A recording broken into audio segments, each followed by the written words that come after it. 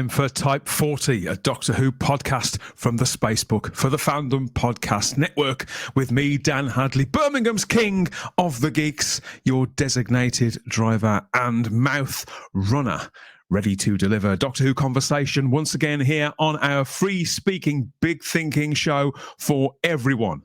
Whatever decade or century you started watching, reading or listening along to the ongoing adventures of our hero, Doctor Who, we talk about it all on this show.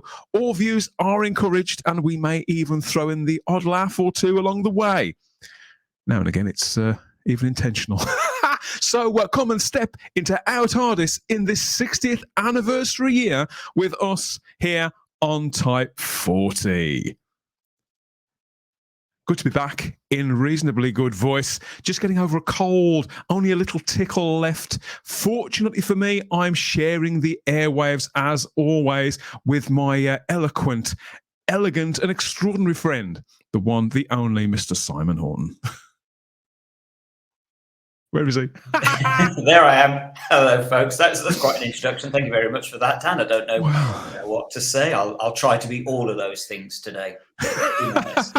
Yeah, so I've been left with this little tickle, Simon. It's very, very irritating. How about you? How are you feeling?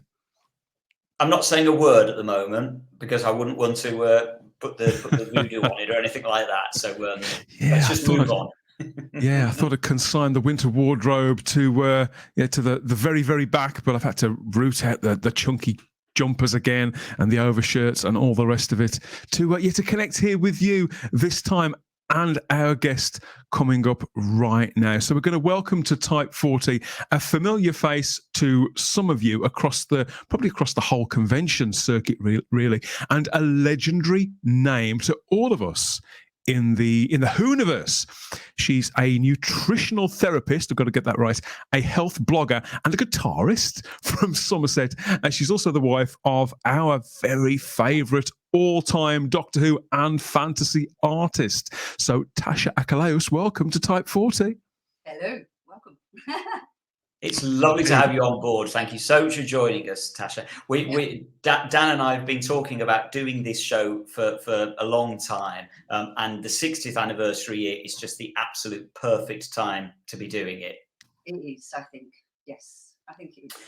And you and I met for the first time last year. We met in 2022, kind of just as COVID was actually coming to an end, and we met at Capitol, didn't we? In April, yeah. April. So yes, I went down because I was invited to go along and pick up an award for him, and I think I left a little bit of his artwork on Colin Howard's desk, and that's how we met. You did. I mean, I recognised you from I think from social media, and that I recognised you anyway. But there we are meeting, and I'm afraid I was a bit of a gannet. Yeah, you brought along the poster that I have behind me, which was a magnificent poster that Christos Achilléos did for the 20th anniversary for the Five Doctors. And I recognised you, and it was one of those things where it's really awkward. Do I go up and just say, hello, you don't know me, but I did anyway, because I just bit the bullet, and it was lovely to chat, and we chatted for a while, and you very kindly let me have one of these posters of the Five Doctors, which is got to be framed. It is going to be framed, and put in pride of place. Lovely, yeah. So I think I remember you down to give around to some of the organisers. And I think I heard your name because I set up all the podcasts for Chris when you did it for him for the 40. And I've still got all the details, all the interviews that you did with him. And, brilliant. And so I kind of knew about you. I knew you were doing a few auditions and a few interviews, and I just hadn't seen your face before. But I think yes, Dan, I can remember you. Yes, it was a lovely event, and I was very honoured to be invited down there to go and collect the award, which I still have downstairs. It's still downstairs. I didn't bring it up with me, ought to have done, but yes, it was a lovely event. So now I'm right, aren't I, in thinking that the award that you were given was for this was by the Doctor Who Appreciation Society, wasn't it? And it was for outstanding contribution to Doctor Who. And Chris was due to take it in 2020, I think, wasn't he? But then COVID hit. Am I right? Yeah, so he was invited. Well, he didn't know, as we know, because it's all very secretive. So he didn't have any idea he was going to get it. I never knew either. They didn't tell. Yeah, there you are. And I didn't know either. So obviously, I was invited probably not that long before the Capital event was going to go ahead. And I was probably about 3 weeks before. And I just obviously I had to accept, because I just, the Doctor Who family is very, they're all lovely people, and I think it was important for me to go down there and kind of connect with them. And it was lovely to see Jeff Cummins, who's my favourite governor, as I call him, and he's he's so funny. He's he just kind of sit down and get drunk together in the bar. It's great. Yes, it was so he didn't know about it. I think he was given the award. He was supposed to go down and get the award in 2020. And then obviously COVID hit, so it got cancelled twice. Yes, right. And then I got invited down to go and get it. So sadly, Chris never knew anything about it. But it's a lovely contribution to his outstanding work. Of course, yeah. So he never knew he was going to be getting this award at all. Nope. That's so How sad. do you think he'd have reacted? How do you think he would have reacted? Because when we spoke to him, I think one of the things that struck me about him was that even after all of his achievements and the fact that people were constantly gushing about his work, he was so modest. He was. I think I don't think he realised what an impact his artwork was going to make. I think because of his own influence around some of the other artists which were creating a lot of the artwork when he came into it. And he was kind of offered it as like a secondary job, because he worked for Brian Bowl down in Covent Garden and then left and did a few little book covers, and then obviously got it as a secondary job. So he stepped in, I think, because obviously Bellamy was offered it first and he pushed it down. Yeah. So Chris came on board and took it over. And of course, he went in and did his first little draft, and it wasn't quite right. And then came along, didn't have a lot of referencing, and so kind of created this comic book design, which is very much of an influence around Frank, around Frank's design. And so therefore, this kind of circular cycle kind of continued with his influences very much in show, in the artwork, and then that crept on throughout the artwork. So this lovely comic book artwork was then created. Became part of the Doctor Who world. So I certainly remember when we chatted to Chris, which is a couple of years ago now, and I remember him saying that Frank Bellamy had been a big influence, and that was the kind of style that he was going for. But I think again, it's kind of a credit to Chris that although the influence is there, Chris very much made it his own. So it isn't aping a style. It doesn't look like he's copying Frank Bellamy. He's still creating his own thing, isn't he? Yes, he is. Yeah. So he is. He just loved the comic book artist. Jack Kirby was very, very influential to him, and obviously, Frank was too. And so therefore, all of that was in his head when he kind of came into the job. But he just worked deadlines, took 5 days to do each job, one after the other. And so of course, so he was upstairs. He just kind of cracked it out with every book cover he did, but because of what was in his head at the time, because he was so highly kind of influential, that kind of stuff came out. So that style came out and became part of the book. In speaking for other artists out there, lots of us admire Chris's work and have done for decades. I can say from experience that we're always relieved and surprised when someone actually pays us, let alone the idea that people may give us an award. Yes, yeah. So yes, he didn't know anything about it. He obviously came back to do a little bit more of his Doctor Who artwork as part of the release of Clack.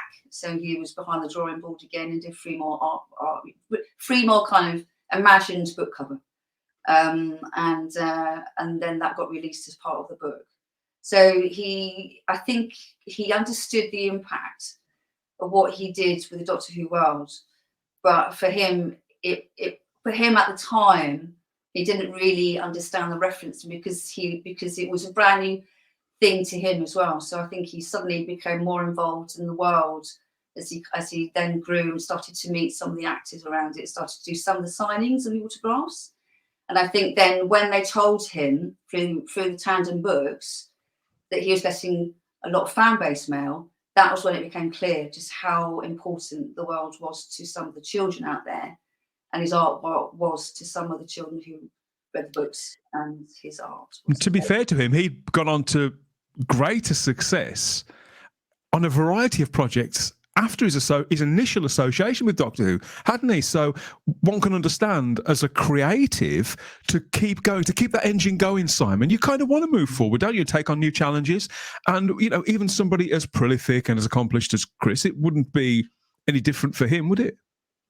Well, no, I mean, I've always thought, Tasha, I don't know whether you know the answer to this. I've always wondered whether Chris felt a little bit almost irritated is the wrong word, but for want of a better word, by the fact that he was so well remembered for his Doctor Who stuff, whereas some of his other stuff is just as accomplished, if not more accomplished. But it's Doctor Who that keeps on coming back. Do you think there was a degree of frustration within him over that? I think he felt towards the end that his role as a book cover artist was a role that was, in the way that he did it, was something that was starting to die out, and I think he felt the loss of that. Yeah, I think in terms of all other artists, he was just as impacted by the loss of people asking artists to do work directly for book covers, and obviously the cheaper, the cheaper productions of book covers came out. So I think he felt a little bit of the loss of that. However, he worked in Doctor Who and he worked in Fighting Fantasy, and there's a big fan base for both of those. Fantasy massive. Yeah, and that was his love. Was that's what he wanted to do. He wanted to do fantasy book cover artists, and so in between some of the Doctor Who work, when he actually kind of walked away from the Doctor Who world, that's what he focused on the most, because that's what he wanted to do. But he loved doing the Doctor Who stuff. For him, there were 5 days of just doing one book cover, one after the other. I think he did overall about 28 book covers, didn't he, in his time? And then there was another 3, and obviously commissions on top of that for other stuff. Yeah. So yes, he was highly prolific. I don't think he really understood a lot about what the other artists did until he stepped into the forum and then saw them doing their work, which I think he found quite interesting to see this progression of how other artists then kind of approached that book cover design. Well, because again, his style is just so distinctive and so unlike, well, really any other artist. As I say, yeah, you can kind of vaguely see the Frank Bellamy influence there, but nonetheless, Chris's style is so distinct, so unique, so unusual. And I remember chatting to him about how he made some of the choices that he made, because they're quite out of the box choices. They're quite sort of left field choices, some of the stuff. I mean, just looking at that piece that you were just bringing up there, Dan, which is the book cover to the second Monster book. Well, no artist would, for example, put Tom Baker as the star in profile. You just wouldn't do that. But Chris did. Yes. And that's brilliant. And that's one of the things I love about his work, is it's actually so out of the box. It's so unusual. It doesn't really fit into any particular style. Yeah. It's Chris's style, isn't it? It is. It is his style. Yes, it is. So I suppose as a creative, if you're somebody who not necessarily wants to break molds, because I'm not sure anybody, particularly in the commercial sector, can indulge themselves like that. I certainly have never been able to. But the idea that you can think, as you say, Simon, think a little outside of the box, but ask yourself the question within a brief, within a remit. Okay, they want A, B, and C, and X, Y, and Z. But as regards a profile shot or a full body, whatever decision that you creatively make, to ask yourself, why not? And when it's the same, you asked him about the pink TARDIS in one artwork, Simon, and there's another thing he did with the Dalek. And he didn't quite phrase it like this, but I think the general ambience of it was, well, why not? Why not? Yeah. Why not? It was in the moment. He always came across as a bit of a risk taker, or maybe a bit devil may care. I don't know. Was he like that as a person? No, he was a Libra, so all that. Yeah. So he balanced a lot of his decision-making processes. He took risks with his art, but they were risks because he knew that he could do it. He worked really hard at what he did. He became, obviously, his kind of, his college course was all technical, and so therefore he got trained in some of the stippling and also the airbrushing, which came as very, very, very much in a lot of what he did in his artwork. Yes, he took risks around the Doctor Who. He certainly went in and kind of designed a lot of the concepts and a lot of the book cover and put them onto Tandem's Books desk, and they obviously released them to the publishers. And some of them they weren't overtly keen because he kept the Doctor Who out of it. Yeah. And obviously the word clack was a little bit controversial, as we know. But on all occasions when they said, "Where's the Doctor, Chris?" he went, "I'm not doing it again." And he walked. That was very brave, wasn't it? I mean, that was very brave. Yes, it was. I mean, it was the same. I remember, the clack obviously is famous, and I remember again chatting to you about this whole clack, and he was like, "Well, what are you going to do about it? Because I'm not taking it off." And that was a really brave thing to say. So I don't think I would be brave. I'd be just like, "Yeah, okay, I'll go and repaint it." So he had a pretty high degree of bravery, didn't he, with that sort of stuff? Yes. Do you think it was confidence in what he was doing? Yes, I think he knew what he was doing, and I think he knew what the children, maybe not necessarily what all the time what the children wanted. He didn't become part of the fan base because he was frightened of answering the letters because he was dyslexic.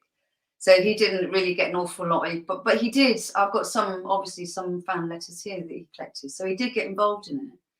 And so I think he understood a lot about. He was a child. He had children of his own. He listened to what kind of noises they made, and that was where the words, this kind of clack, bang noise, clack, clonk, and that's where it all kind of came from, as well as his own love of all the comic book artists that he was reading, where he learned how to speak English through. So he's kind of coming into England was really, was the point of him actually becoming an artist. If he stayed in Cyprus, it wouldn't have happened. He would not have been an artist. He would have been an engineer, or what his dad did, really. And because he had the talent and the skill to do it, but it wasn't until he came here that he kind of got stuck. And then all his love of all his fantasy and Trojan and Greek and Spartans and epic wars all came into the fray, and that's what he drew, and that's what remained on his wall, and that's how he got into art college through that, because he lost all his portfolio, and so he just dragged everything off his walls and just went, "There you go, look at that," and he went, "Is this yours?" And they went, "Yes," and he went, "You're in." That was it. So quite clearly, I've got some, there's some beautiful stuff that he did, really old, in terms of college stuff, was just absolutely incredible. He knew how to move figures around, even at that age, really young, even before he went into college. He knew how to create action. He knew how to tell a story. And so then when he came into it, started to do it as a profession, all that came on board. So he knew what he was about, yeah, for sure. And he had confidence, and he wasn't going to be told really a lot about how to tweak his own art. And because it's a good job. It's a good job he did, and it's a good job he didn't care what feedback they were giving him, because I think it's fair to say that, and this is no disrespect to the people who wrote the things, people like Terence Dix and David Whittaker, if it wasn't for Christos Achilléos, the Target line of books would not have flourished the way that it did, endured to this day, and be as fondly remembered as it was and always will be, and kicked open the door for other artists too. You used the expression Doctor Who family earlier on, Tash. It is a great big family, and 2023 is a big year for us in the family. I mean, I say this quite a lot, we're always celebrating something in the Doctor Who world. But none of us are Time Lords, and 60 years is a big old length of time. It would be completely unthinkable without the contribution of your husband, his mastery of that art. And we're going to share some memories together as our chat continues. I don't doubt. But just a quick moment to remind you that if you'd like to do some real-time traveling of your own, each and every edition of this show, past, present, and future, is just a tap or two away on the device of your choice if you know where to look. A whole continuum's worth of reviews, previews, interviews, geek outs, and deep dives with all our regular panelists and some pretty awesome guests. We know there's something for every fan at type40.podbean.com. More about that a little later on, as well as a couple of minutes where we will make contact with that matrix of all knowledge that we call the Fandom Podcast Network, for a word about all the other cult conversations going on across all those other shows over there. Tasha, does any of this seem strange to you? Not at all. It would me. Now I know a lot about the Doctor Who world. I mean, obviously, I'm not a major fan. I mean, I was kind of a Tom Baker fan. What? And then I loved, but I loved, I love the Capaldi season. I was really back into Doctor Who then. I was really watching it, and we kind of sat down together on the sofa and used to watch it together. And the amount of annuals and book referencing I've got that he always collected throughout the years, it's unbelievable. I've got stacks of it. Yes, but the people in the Doctor Who world, I can count on. They're so kind and so friendly. And I love the artists. I love Jeff Cummins. I love Colin Howard. And, it's just Sophie Ellis, just watching all these lovely all these artists coming up. And, and Chris going around and introducing himself. And obviously the relationship between him and Jeff was funny. Jeff was always really funny. And, there's this capacity just to get to know people well, because there's this lovely mutual respect, that kind of exists between all the guests and the artists. And this amazing world which brings it all together, and people just connect and just have a good time. And it was every single Doctor Who event that I ever went to with Chris, I enjoyed immensely. And I enjoyed being occasionally this friendly bridge that used to happen to introduce people to him, because obviously people used to be a little bit in awe sometimes and reluctant and so unsure about what to say to him, and I just used to go along and just go outside and have a little chit chat with them, introduce myself and say, come over, have a chat. And that, I think that's where just kind of make him just human beings. They could come along and have a conversation around his artwork and around his history. It could be a little bit quiet sometimes, so I kind of stepped in. Well, I certainly got the feeling that there was a degree of shyness there with him on the, when we spoke. And I definitely would have, I was in awe of him. I can still remember when I first contacted him via his website. I just said to Dan, I'm just going to try this. I've got nothing to lose. I'm just going to get in touch through his website. I don't even know if I'm going to be talking to Chris or to somebody that runs the website, whatever it is. I don't know. But I sent him a message. Yeah, there you go. Sent him a message, and pretty much immediately got this message back saying, yeah, let's talk. Here's my number. Give me a buzz. And I remember saying to Dan, I literally am speechless. I've got Chris Achilléos' number and he wants to talk to me. Where do you even start? It was terrifying for me because, he means so much to me. His artwork still does mean so much to me. And so just to sort of phone up undoubtedly one of your heroes and say hello, it was a big moment. And so I get what you're saying, but you're very much a sort of people person.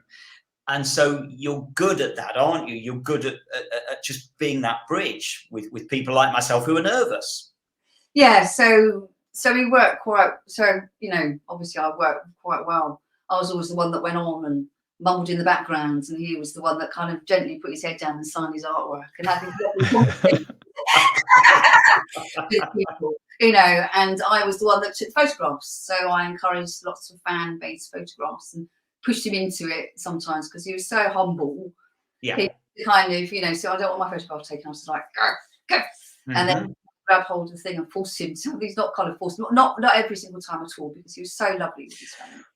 But just to kind of like push him into limelight was occasionally I had to get him to do it. So so I was the kind of the force behind his. Well, it is quite strange because I can certainly remember, you know, growing up as a teenager, and I remember talking to this about him. I didn't even know who the artist Christos Achilléos was. I just remember being entranced by these book covers as a kid and a teenager, and there was just a word on there which I thought was Achilléos.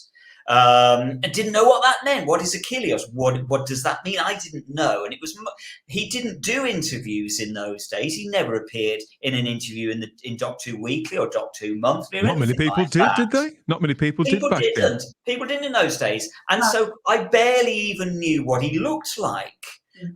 He just wasn't particularly, he wasn't one of those faces that you knew.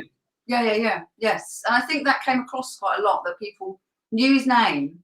Yeah. But didn't know his face. Even when I was doing a lot of Doctor Who and conventions with him, there was still that still existed.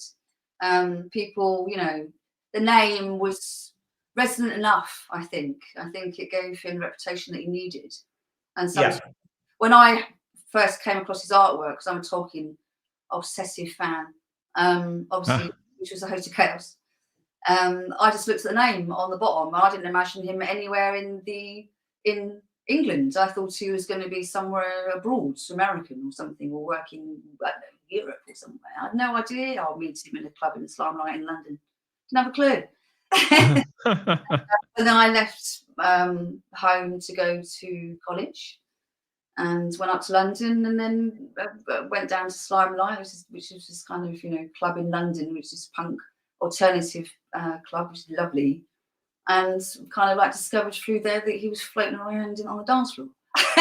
Wow. And that's how I got to know him. So you knew of his artwork beforehand, but again, you didn't necessarily connect him with a specific person. I didn't connect with the face, and I didn't, because I was a Tolkien fan. You can see a little Host of Chaos behind there. So when we first met, he kind of, I didn't tell him that I had this on my wall when I was 18 years old until about 3 years before we got together. I didn't want to blow, you know. Yeah. So, and then as soon as he found out that I got this through the post, this lovely little message on the back. Wow. That was about 3 years before we got together. So from that point, we just kind of got closer and closer. And so you literally met through artwork. It's as simple as that. Through my love of Tolkien, I think. Yeah. I mean, I'm right, aren't I? I'm thinking that you just love your Tolkien stuff. Yeah. To the point of boredom. To the point that I bore people. I used to bore people. I'm a great fan of Tolkien as well, so you can bore me till the cows come home. Because you know, we're in Tolkien country here, aren't we, Simon? We're very much in Tolkien country up here. He grew up not that far between where we are, I suppose. Yeah, literally between Dan and I. Yeah, it's Sayre Hole Mill and all that stuff, and the Two Towers are here, literally just down the road. But I you know, you put up a lot on social media of pieces of artwork, stunning pieces of artwork of Tolkien. So not only do you love Tolkien, but you clearly love artwork, don't you? Yes. So my dad was a professional artist too, and he works as graphic designer. So I grew up with paints and needles around me, and you know, and so I understood a little bit about my mum. My mum kind of told me a little bit about what it was like to live with an artist. And there's a certain, I asked her, quite interestingly enough, because I know quite a few artists as well down in the southwest, and obviously around the area I met quite a few artists, fantasy-based artists, and they have this almost like a childlike quality about them, as though they haven't lost that way of looking at the world. And so I asked my mum, did Dad have a bit of that? Not like childish, but childlike. It's different. Yes. View of looking at the world. And I said, innocence. Yes, it's innocence. Almost as though they're seeing things that you can't quite see. Yeah. And yes, he did. Chris did too. Chris had a very boyish way about him. He was very, you know, very little. You know, that photo there just perfectly epitomises, doesn't it? I would imagine that what you're talking about there. There's his impish look, his mischievous look. he didn't lose, which means he always looked at the world through using this kind of, you know, quality that perhaps when we work in routine 9-to-5 jobs, maybe we lose that. Yeah. Of the world, and he loved being an artist. I think he really enjoyed the world that he lived in. Yeah.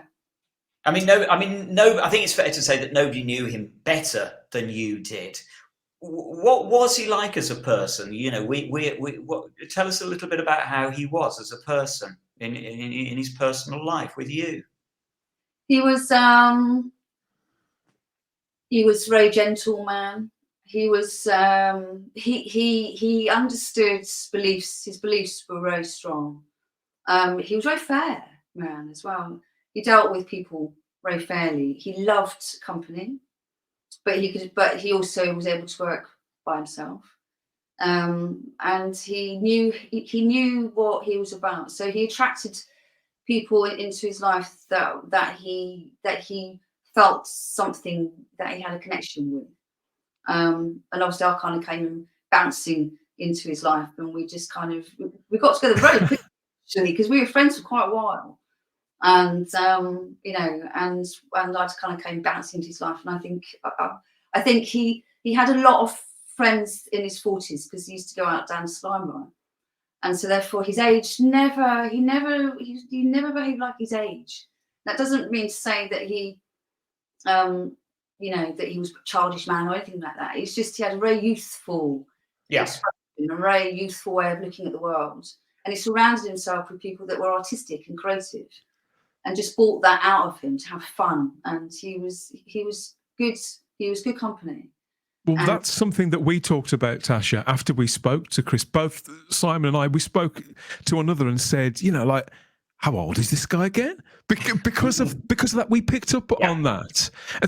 And we worked out, well, hang on, if he was doing this in the mid-70s, thought he must be older than we think. And because he was there with his Mac, I mean, we talk about, fun enough, that word that you used, being connected, that's very much the sense that I got of him, which is ironic because he was having problems with his Mac that afternoon, and that wouldn't connect. And that was the frustration. I can remember, Tasha. Yeah, you were just off camera. I mean, nobody will have seen this, but when we did that first interview with Chris, and I remember it literally took us about an hour to actually try and get him connected on his computer. And you were there. You were the one that was there, basically doing it. Tech support.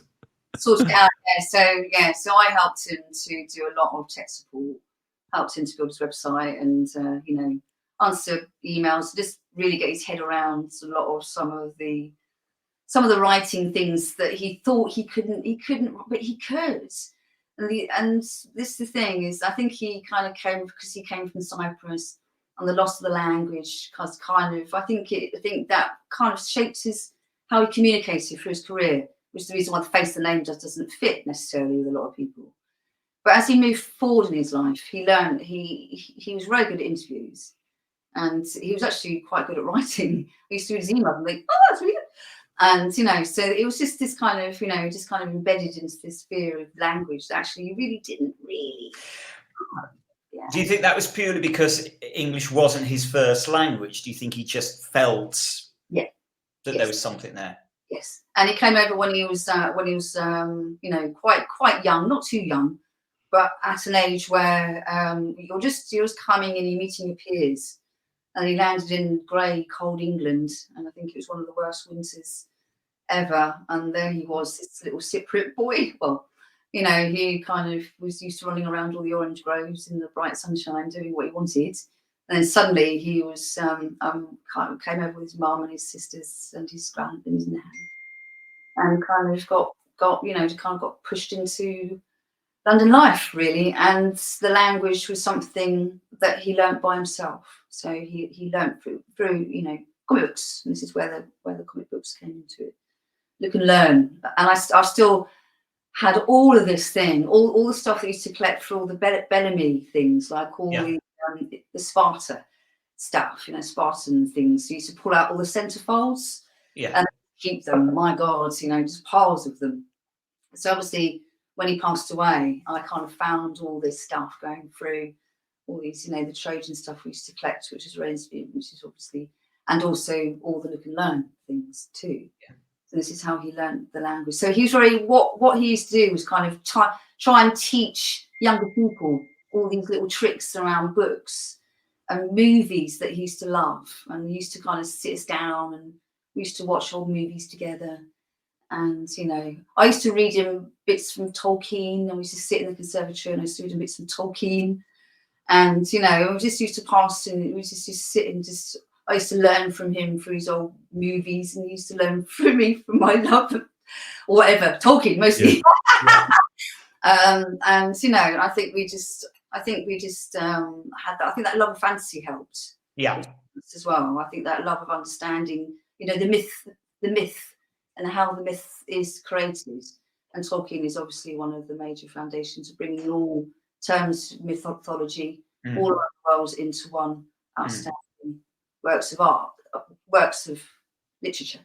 So I think that was good. So I think I understood a little bit of the world that he was interested in too. Do you remember that very first meeting with him? Do you actually remember much about actually meeting him for the first time? No, because he used to float around Slimelights. He was just this guy that used to float around. Omnipresent. Yeah. Wafting in the air. In the air. I never, you know, how I kind of met him the most was my sister. Really, kind of went out with one of his friends for quite a while, very close. He used to always dance on the dance floor, and of course we went down dance on the dance floor. And I can remember very vaguely when I was in my 20s, being invited over to one of his parties, and I can remember just being kind of sat downstairs on his sofas, and then being invited up. He was showing somebody a bit of artwork, and I can vaguely remember he was doing the house art. Anyway, in I pop into this little room, and what painting does he pull out and stick in front of me? The host of Brilliant. Really? He didn't even know. And then, well, of all the paintings that he had, this is the one he pulled out. Wow. He just popped it in front of me. I didn't say a word. I just went, I think I was went, and just kind of went, oh, one of my favourite paintings in the world. And so just was kind of like, I'm a bit of a fan, really. And then just kind of walked out, and then just kind of connected through friendships and this you know, periphery. And just found out that actually him and his house was full of his art. He wasn't. Yes, he was very careful around his art, extraordinarily careful around his art. Didn't, you know? But he wasn't. You know, what's the word? Wasn't precious about it. Precious. Yeah. That's a good word about it. Yeah. So you know, over the years there were parties in the back room with paintings that weren't behind glass. Oh. People smoke, being exposed to loads of tobacco and nicotine. I still have some of them. I had to get them cleaned a little bit, but it didn't detract away from him. I think he worked very hard in his 20s, and so when he came into, he always said to me that he came into himself when he was in his 40s, because suddenly he found a lot of friends and social life, and people kind of dragged him out of the house and went down to clubs, and then suddenly he found this club scene which influenced his art. So Slimelight influenced his art, and also some of the other clubs which came off of that influenced his art. So he was surrounded with all these exotic women who have appeared, who are friends, and they're friends of mine too. Right. And some of them have appeared in his oh. Sorry, that's my dog. That's all right. I've got a cat. That's little Lenny. That's little Lenny. My cat's not scratching at the door this time. He agrees. Yeah, there you go. He agrees. There you go. He obviously agrees there, Simon. Yeah, so he wasn't overtly precious about his art. Yeah, so as I know, this was sold to the Tolkien Museum. Oh yes, I love that painting. It's one of my favourite paintings. So that came from Slimelight. So that's pretty much the kind of thing you're talking about, isn't it? That's the kind of thing I'm talking about. So that's the influence of all these exotic, meeting these exotic creatures who brought all these, you know, just kind of fed into his imagination, that he got to know, and they admired him and he respected them, and he built up really good friendships. And that's what I'll say about this, is that he knew how to treat people. He treated people well, and people responded and liked his company. And he was good company. Do you think, as I say, nobody knew him better than you did? Do you think you got right down to all of his depths? Do you think you understood him fully, or were there still hidden depths there that even you didn't to get to find? Because he clearly was a very private man. He was a very private man. Yes. He didn't. I think he had a very soft way of looking at his life. He wanted to. I think he just wanted to enjoy it. Actually, I think that was the fundamental thing, and I think he liked the connection. He liked to feel loved and to feel part of to be part of something or the club scene. But what he got out of it was he lost the ego. He did have, artists when he kind of introduced into America, and suddenly he was introduced into America and introduced to all these beautiful women used to come up to him and go, "Hi, can you paint me, please?" That bored him. He wasn't Really. he wasn't interested in any of that. He really wasn't, and so therefore it actually put him off. Wow. He was just a real person who, most of the time, if you lived your life with him, the art even didn't come into the fact that he obviously bought up most of his referencing. It's all downstairs, and of course his library of all his referencing and all the artists that influenced him, and everything that came through the release of Paper Tiger, which is the publication of his book. He didn't really speak about it an awful lot because it wasn't all part. What he used to like to do was potter. He liked to sit at the drawing board. He used to love going out into the garden. He used to love gardening. Yeah. And he used to like doing things with his hands. I know that sounds really rude, doesn't it? But making things, doing stuff. Yeah, he used to like building, and of course he built his own kitchen in his house in London, and did all the plumbing and all the radiators whilst he was deadlines for Doctor Who at the same time. Yeah, and he had because usually artists are very desperately impractical. Tasha, I know that I am. Well, he was good at building, and he liked doing that. And I think that came from his love of building things when he was a boy and fishing with his granddad and all that kind of stuff. I think he missed that. I think because he had that life in Cyprus, he brought it with him, and I think he brought that sense of being simple and meeting people through that simplicity. I think it mattered to him a lot. He wasn't overcomplicated, strangely enough. He really wasn't. And his art is extraordinarily over. It's extraordinary. It's so some of the stuff he's done is so impressive. I'm still seeing things I haven't seen yet. I'm thinking, is that real?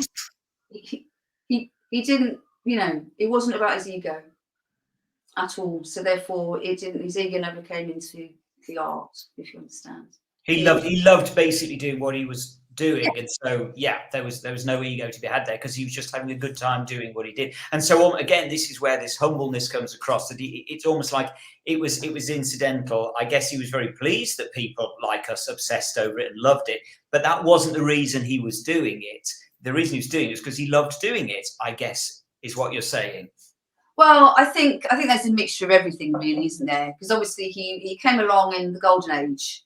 Came along with so hit the book cover scene in the 1970s, so kind of came out and really resonated with the scene of the book covers at the time, and fantasy art suddenly became into its own because of Paper Tiger at the time, and obviously through the implication of the publisher and through a bit of not really supporting the artists overtly as well as he ought to have done. Chris was one of the instigators that actually took him and closed him down. So fantasy art became very, very, and I started to collect a lot of fantasy art then too. And then suddenly it was on the shelves everywhere, and then it wasn't. And a lot of this was because of the bankruptcy of Paper Tiger. And then it kind of failed to kind of pick up again, didn't really pick up. So a lot of the fantasy 1970s and Some of the sci-fi books then that were then created. We know Jim Burns then went into a lot of that kind of arena. Chris Moore went into a lot of that kind of arena.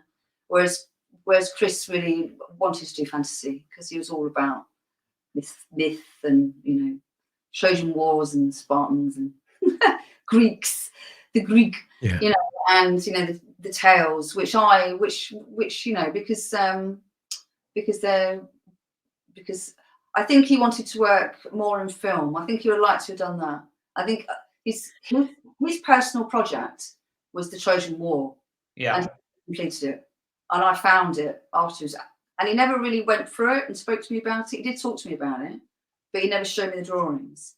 And then I went through it, and the conception of his personal project, he'd done a lot of work on it. And it's a shame because that was what he wanted to leave behind. Because he did work in conceptual art on several big movies, didn't he? He met Ridley Scott, I know. He talked to him about Blade Runner. But he worked on Ron Howard's film Willow, didn't he? And then the King Arthur movie around 20 years ago. I can't remember which director that was with. Yeah, that was Anthony Farquhar. Did that one. That's right. Yeah. Yeah, he did the great film Training Day, which is an incredible film. Yeah, so again, he met people, friends who a lot of people that he met in the film work. You know, Terry English obviously worked on, did the armour for King Arthur as well, and they became lifelong friends and mutual respect with all these artists that kind of resonated. And all the artists that I've met through Chris, again, are very much like him. They have no ego. They love company. They like to go out and have a bit of fun. And they just like to, you know, just to kind of inspire themselves. This is why artists should be around artists, because they sit down and they talk and they share. And they just can't come across, and they build up ideas together, and suddenly something's taken off and off it goes. And it's just like, it's this lovely kind of, you know, creative piece, you know, that you can actually observe. It's lovely. Yeah, isn't that great? Isn't that so colourful? Well, it's kind of what you're talking mad, that, isn't it? That's the mad. mixture of the sort of the organic and the natural world and the man-made world. I mean, I'm not necessarily talking about technology, but the man-made human innovation, the wheel and buildings and all these things, right the way through all those civilizations that have swept across the world and built all these things. Chris seemed very, very aware of it all. And as you say, I've no doubt that he didn't study every single movement of it. He just reacted to it in the way that he, as an artist, would instinctively react and just know. I think you can tell that through the artwork. He knows where it all sort of interconnects, both visually and historically somehow. And maybe afterwards, I think you do get this when you talk to some people, particularly artists, come to think of it, is that they learn why it connects a lot later. Like you have to go and learn about something you already know, and it's the strangest thing. Well, I guess it's because as an artist, you're doing something instinctively, aren't you? And that's the thing I got with Chris. He was doing something very instinctively, and that piece of art that we got there now, the clack, the dinosaur version one, is the perfect example of it.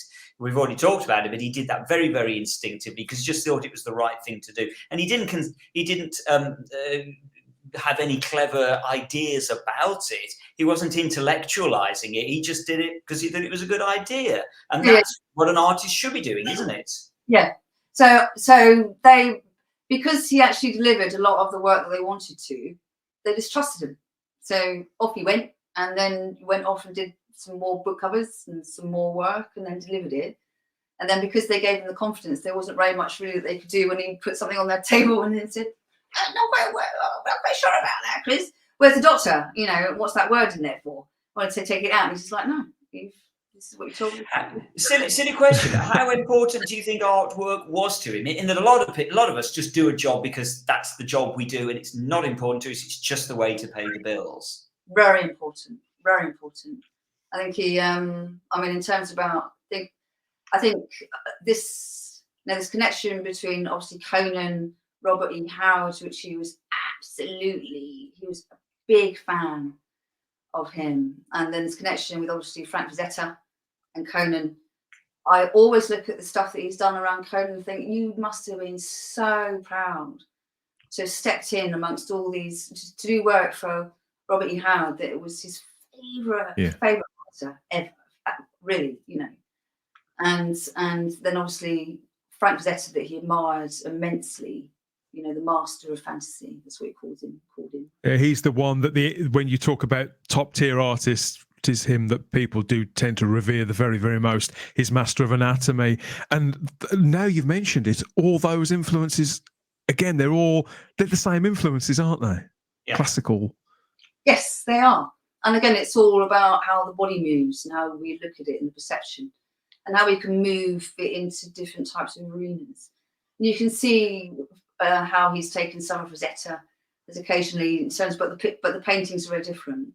So obviously, in terms about Frank Frazetta called one of his paintings Berserker, and Chris, there's one called the Berserker, but it's completely different. It was a games cover for one I think it was one of the Party Fantasy ones. I think I remember that, yeah. And of course, what's interesting is we talked earlier on about how Chris had a very, very distinctive style. But actually, he had several very distinctive styles in that the Doctor Who covers are very, very different to, for example, some of his fantasy stuff and then his Amazonian women stuff. You know, they're very, very different styles within a kind of portfolio of styles in a way. So it's not like he certainly wasn't. It wasn't samey. Again, if you look at his earliest Doctor Who covers, right up to his later Doctor Who covers, they're very, very different. He didn't stay in that one creative place. You mean he moved it forward? He challenged himself. That's what you mean. He challenged himself. He developed. He changed, but he had different styles within his style palettes. He had different styles. He wasn't a one-trick pony, is what I'm saying, was he? No, he wasn't. And he used all different types of mediums. He liked to test himself. He liked to always try and kind of push his boundaries a little bit and see what he could do. You know, he worked with different types of mediums, which I think most artists probably do. He didn't obviously go into the technical world because he wouldn't use like the paint and the brush. He was quite purist, really. I think he learned that. And I think there's still artists around that exist, which are friends of mine that are too.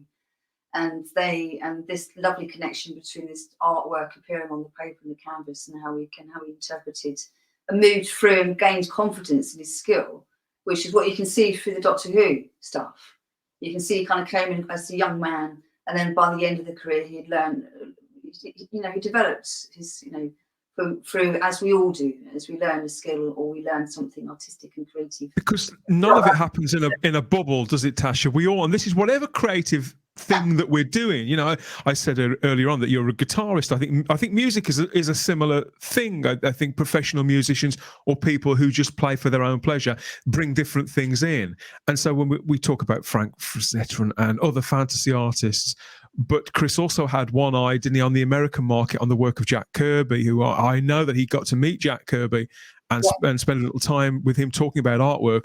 But that was, again, it was specifically that time, wasn't it? The timing was absolutely perfect for when he came to Britain, didn't he, in 59? And so it would be 2 or 3 years before Marvel Comics would begin, which Jack Kirby was a major part of. But by the mid to late 60s, a massive cultural impact there on international graphic design and illustration that's timed perfectly for Chris entering the professional sort of realm. Yes. So how he got his book covers was he just walked around some of the bookstores in London, went through them, took some of the publishers' phone numbers, and then just phoned them up and got a few little jobs because they took because they showed him a bit of a cover, I guess, and they took a bit of a bet on him. In terms of other world now, with everything going through, the art is digitally represented a lot more these days. It would be very hard to find a job like that. And so, therefore, he and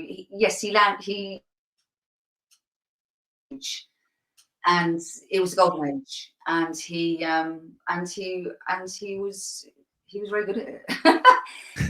That's understatement. The very, very best. I've got a quote here from Chris about his work, Simon. Early on you said he didn't really give that many interviews, and you've confided to us, Tasha, that this was a humble man, a softly spoken man, and someone who, it seems, would rather, I suppose, let the work speak for itself in some ways. But I do have this quote, and he said, "My pictures vary so much in subject matter, just as much as my techniques and materials do. from slick graphic works to figurative dragons and landscapes. Painting technique and skill is important, but technique alone is not enough to create good work. The picture has to be pleasing to the eye. And if it also makes one think, then that's even better. Yeah. To me, being a painter is all about learning. Each time I finish a picture, I like to think I've learned a little more. There's so much to learn. I could live 10 lifetimes and still not learn it all. Yeah, that's him. Yeah. I think he felt that to the end of his days too. I think he was always looking at, always looking at YouTube, looking at ways that he could put oil onto canvas a little bit more, always looking at technique, wanting to sketch a bit better. When we came down here, obviously moved from London, he wanted to go out and just paint landscapes.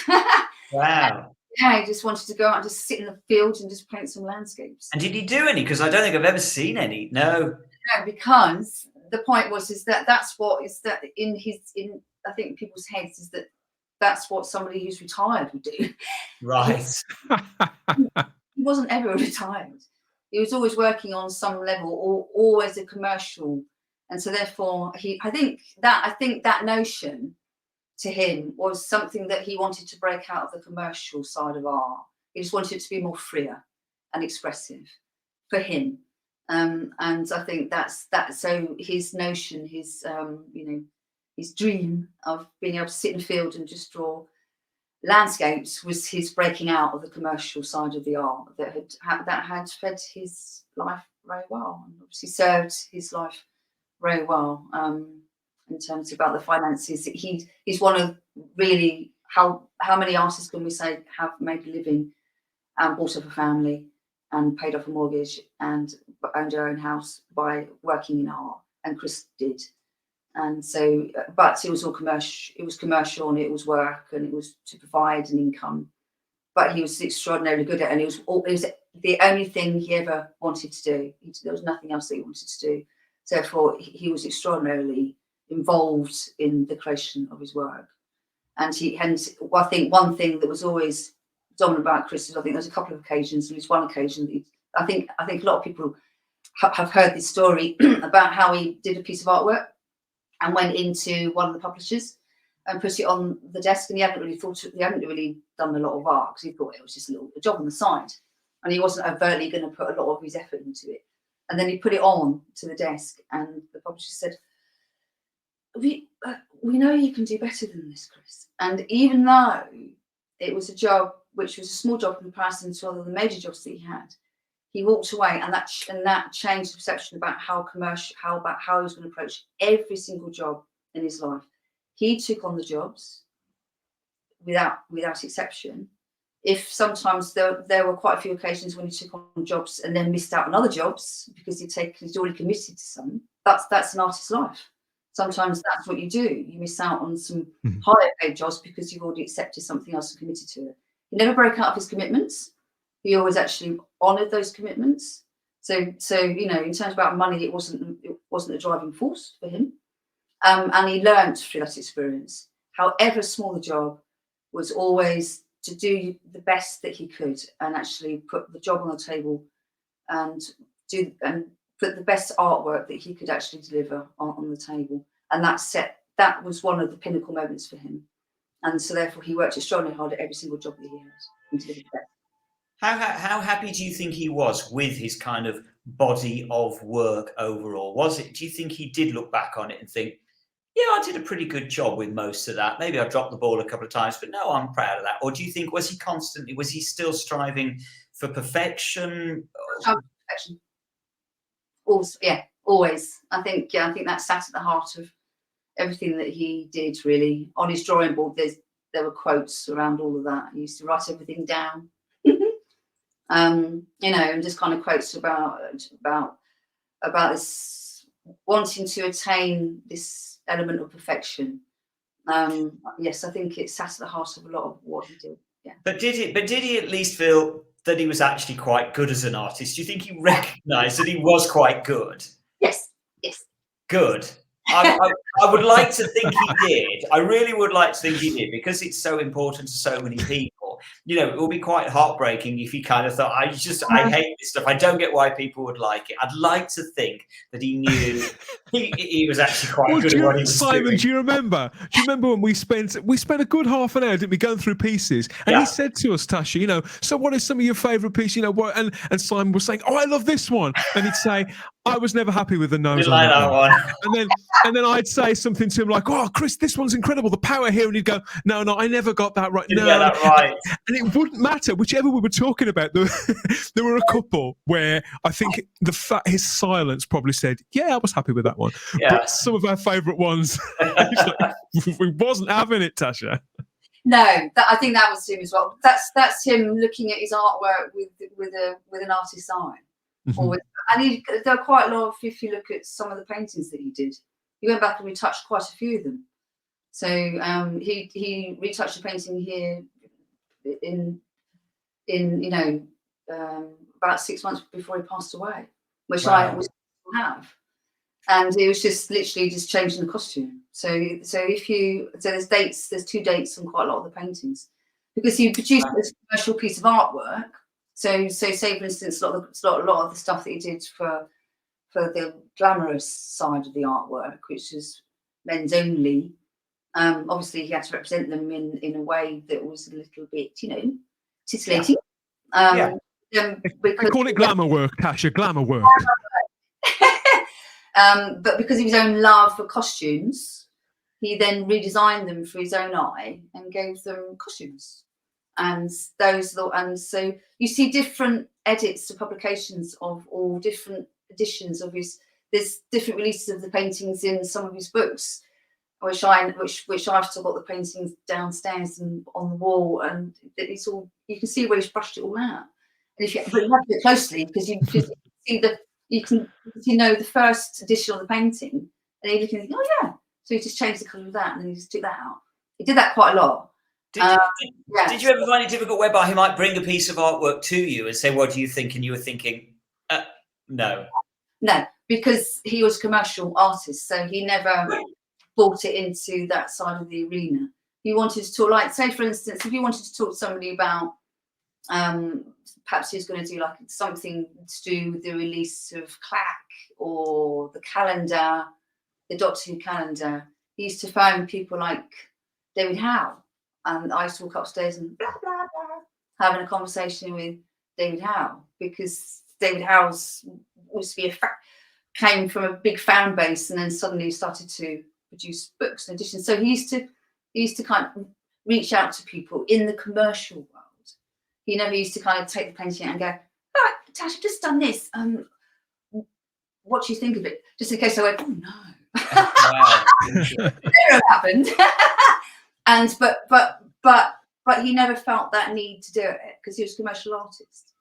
It wasn't something personal, if you understand. It was. No, I understand completely. They hammer when I went to college, they hammer this out of you by making you go through a crit session where everybody pins their paintings, their designs, or their illustrations across a wall in front of sometimes 30, 40 other people, and you get to watch and listen while it's completely eviscerated in front of your eyes.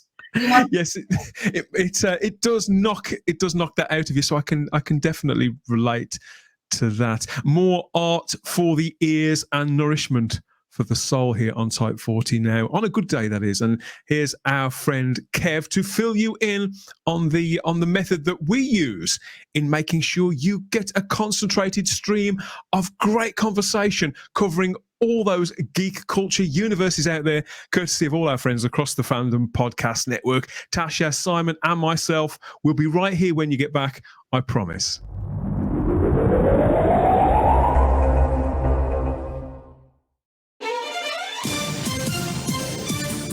Thank you for listening. We hope you're enjoying this podcast. Here are the other great shows on the Fandom Podcast Network. Culture Clash, where we discuss the latest in entertainment and pop culture. Blood of Kings, our show covering the entire Highlander universe. Couch Potato Theater, we celebrate our favorite movies. And Time Warp, our Fandom Flashback show discussing a year in movies and our favorite retro movie, TV, and pop culture topics. Good Evening, discussing all things Alfred Hitchcock. Hair Metal Podcast. We cover the rock metal music of the 80s and early 90s. Type 40, a Doctor Who podcast discussing the time-traveling Doctor Who universe. Lethal Mullet, an action film podcast covering the 80s, 90s, and beyond. Also, check out the Lethal Mullet Network for more great podcasts. What a Piece of Junk, our Star Wars podcast. Making Treks, a Star Trek podcast with a deep dive into the final frontier. The Fandom Show, our Fandom Podcast Network live YouTube show discussing the hottest topics in fandom. The True Believers MCU podcast discussing the Marvel Cinematic and Television Universe. Union Federation, our Star Trek, and the Orville Show. And we're proud to welcome the BQN Network to the Fandom Podcast Network. Please visit our friends on the BQN Network, a Star Trek Universe podcast that also includes your favorite topics, movies, history, superheroes, and more. You can find the Fandom Podcast Network on YouTube. The Fandom Podcast Network is also on all major podcast platforms. The Fandom Podcast Network audio master feed is on Podbean at fpnet.podbean.com. You can find the Fandom Podcast Network on Facebook, Twitter, and Instagram. You can email us at fandompodcastnetwork@gmail.com. Thank you so much for listening, and remember, respect others and enjoy your fandom.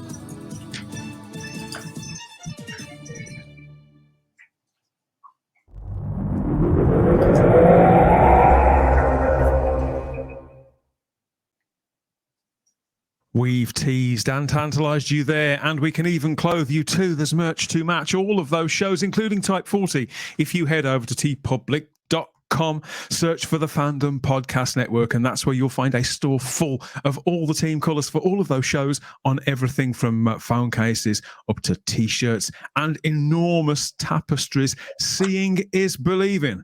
Treat yourself, treat your other selves. All goes to support the Fandom Podcast Network into the bargain. So everybody wins. I'm back here with Tasha Achilléos and Simon Horton talking about our memories of the magnificent work of Christos Achilléos, what it meant to us then, what it means to us now, and Tasha's life with the man himself. But you mentioned creativity earlier on there, Tasha. I was wondering, we mentioned about you're a guitarist, you play a musical instrument, but are you an artist yourself? Do you draw? Do you paint? Do you go down that road as well? I did when I was quite young. My dad was an artist, and I can draw. But because I play the guitar, I don't want to extend my kind of skill sets, because if you draw, you've got to really work it. It's it doesn't come by natural talent. You've got to really kind of address it as a proper kind of creative force. And I spend enough hours on my guitar as it is. I'm thinking about doing a bit of painting maybe as I get a bit older, but it's not my resonance. But yeah, so yes, but I can draw. I've got a painting at the moment. You also come across to me as a very sort of grounded soul, in that I know your home is important to you, your home environment, the things around you. That's your little haven. I'm guessing that's quite important to you, isn't it? Well, I kind of moved out of London, came down here for a little bit more of the easy life, and just a little bit more getting out and being a bit more walky and a bit more exercisey. Unfortunately, COVID hit when we came down here, so we just got down here 2019, and then got out, and then COVID came. So a lot of that kind of stuck him in, and he sat behind the drawing board again. So unfortunately, didn't kind of get out. But yes, that's important to me, and it was important to him too. This kind of just getting out, just living a little bit more of a simple life, being more experienced, and not kind of spending money on stuff. Just being around people and having social. Yeah, our friendships were important to us. And your wedding looked absolutely amazing. Tell us about the wedding. Well, we decided to get married, obviously, and we got engaged in Cyprus when we went over to collect a Cyprus award for him. And we got engaged in Cyprus. Just kind of wandered around one of the little towns, and then walked into. He said to me, do you want to go into the jewelleries and we could discuss a ring? Wow. I was turned around and went, okay. Okay, trouble. That says a lot. And then obviously we then went in to get engaged. very, very small affair, little tiny, little, very, very intimate, you know, just between us. And then just went to, and then just kind of stayed in Cyprus a little bit, and then came back, and then got married later on in the year 2018. So I was looking for, we were looking for like a venue, really. Certainly didn't do the church way because you both weren't interested in that. And you know, it's just like a simple, try and keep it as low key as possible. And then because Chris knew this family in the East End that runs this amazing, used to be part of Soho, Chris Bracey, which is God's Own Junkyard. And Chris unfortunately had passed away very early in his 50s. So Chris knew him, was a big friend of his. And I was sat upstairs in his studio next to him, and I was just going through a few little things and coming to a few ideas about where we might get married. And then suddenly God's Own Junkyard popped up, and I went, nicked him in the ribs, and I just said, Chris, look, this is perfect. He went, yeah, perfect. So obviously, because we knew the family, we didn't have to go through the formal road. We just kind of spoke to Lynn Bracey and her lovely sons, and then got the date set and got all the, it was lovely going down there, got all the wine sorted out and everything, and kind of involved the family. So Joe, his sister, really kind of got on board. We went down for this little day out together, and where I found my dress. And then, you know, which was amazing. You look fantastic in that dress, Tasha. I love that dress. So yeah, I still haven't found an excuse yet to wear it, but who knows? We'll sort out that. Who knows? Yes. So it was lovely, and his sisters got involved. You know, so Joe and Billy, who sadly passed away at the beginning, I think, of 2019, which is just at the start of COVID, came down, and I'm so pleased that she did, and she did the flowers for us, and did all the, helped to do the table lays, and I bought all the silk covers and everything like that. And we all went down as a family and laid it all out, and then kind of worked until about 10 o'clock the previous night, and then got married the next day, and it was the hottest. Wow. It was the hottest day of the year.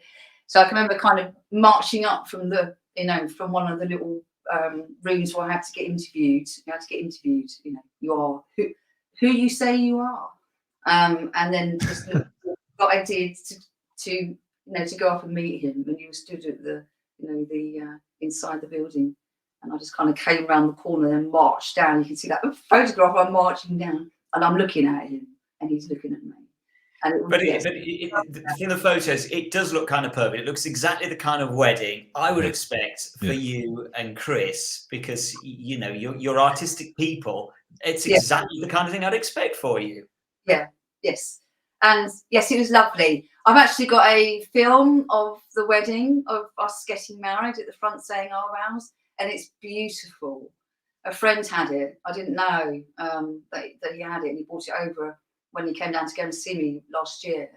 He said, "Oh, I've got this little video of you stood up at the top," and I went, "Oh my God, can I have a look at that, please?" And it's just lovely. Yeah. You can see he's really, really emotional, and I'm just really nervous.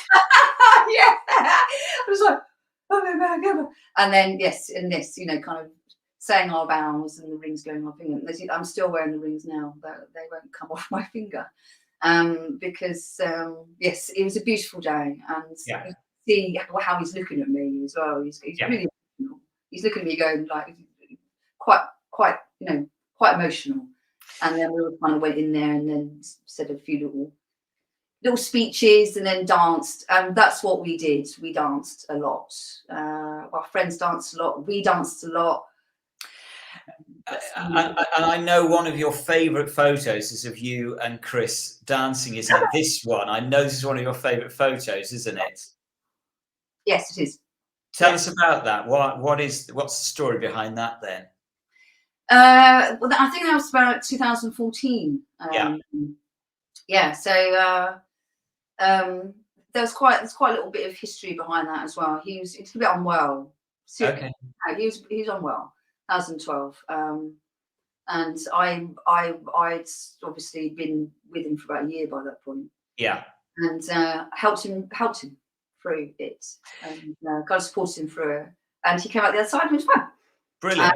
And this is him being, yeah, I'm great, and and we're both like, okay, we can kind of pop it all behind us now And move on. Bored a little bit, and he felt good, I felt good. You can see, Yeah, you both look so happy, so genuinely happy. Yeah, really, yeah. And I think, it was just, we were in love, Yeah. and at that moment in time, you can see it, and you can see how we kind of connected, and we fell in love quite quickly, actually, because we knew each other quite well, and every single time we met each other, he didn't. We kind of met at my sister's home. We used to come round, and I used to sit beside, we sit together. And every single time we saw each other out through other friends or my sister, because he used to come around and see his friend, just used to sit there and just flirt all the time. It took us years to get together.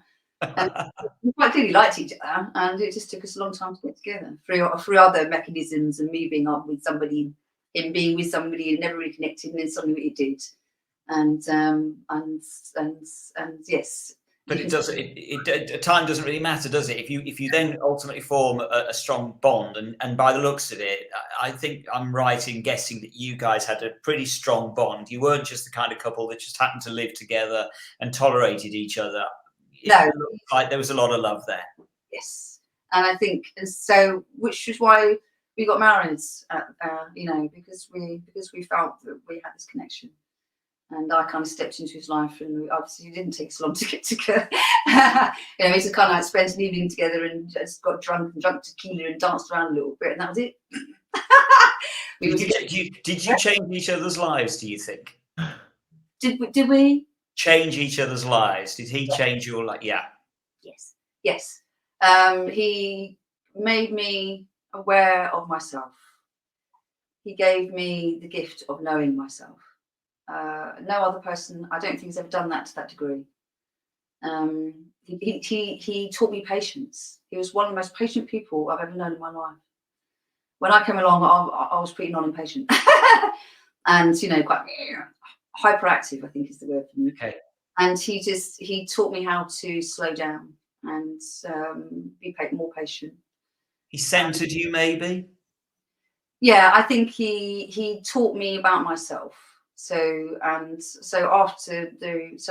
know myself a lot more now because of him. And I think that's the gift that he gave me. And through him, I gave him adventure, love, humour,